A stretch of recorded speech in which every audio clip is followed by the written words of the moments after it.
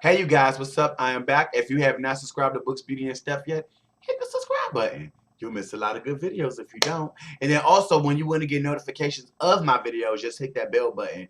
It will let you know when a new video goes up.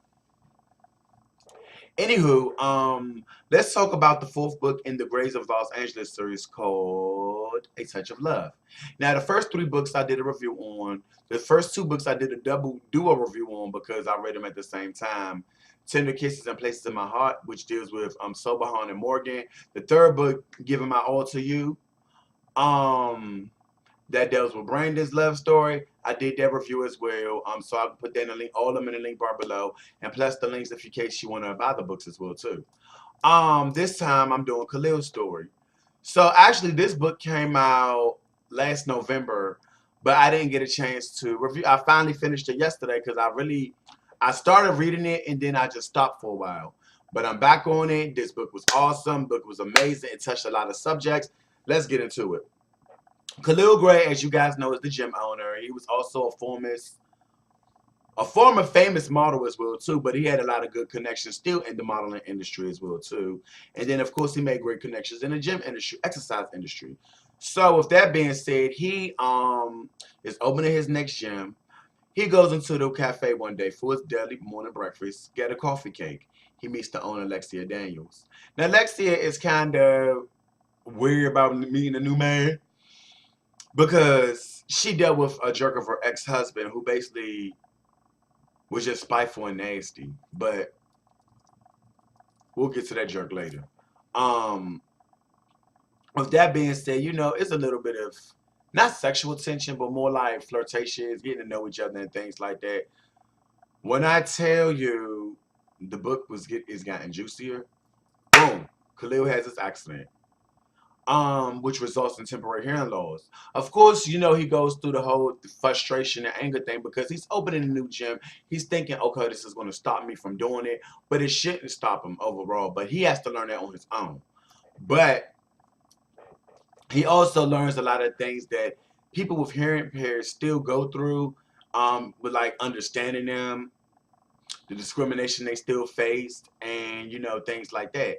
So he's actually learning that as well too. So excuse me, it kind of humbles him a bit. He wasn't arrogant, but it kind of humbles him a bit.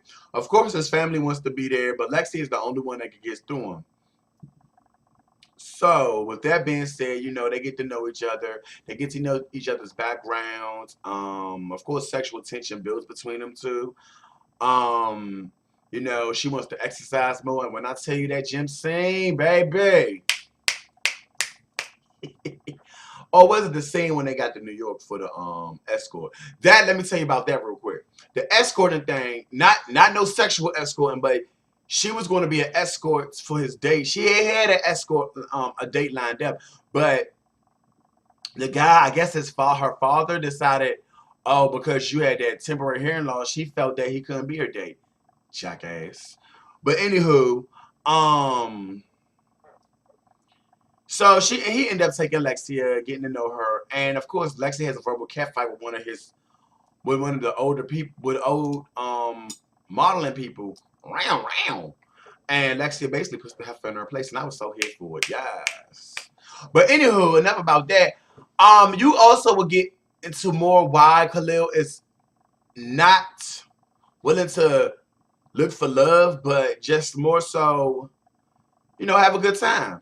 And I can understand that because it does suck to what happened. His ex-girlfriend was a jerk, really a jerk, a true jerk, but I'm not going to get too much of a jerk how she is though. Then on top of that, like I said, like Lexia has her friend, Elise, who's happened to be hearing impaired, and Elise tells her this: do not do like you and Janice did, their deceased friend. Um, just be there, but don't be like poor baby and things like that.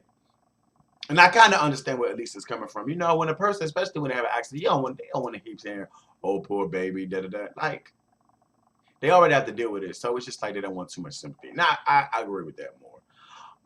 Then you also, like I said, the book touches on certain subjects such as hearing impaired, learning how to live life with a disability long as it's temporary.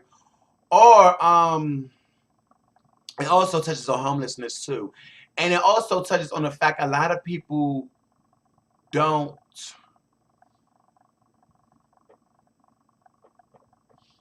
they don't some of them don't become homeless overnight. It's situations that happen. Cameron had a lot of situations, her Lexia's friend, that happened to him. You know, his wife Janice passed and things like that.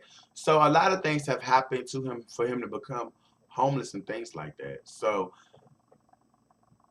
now when I do see a homeless person on the street, it's like, what is their story? What happened?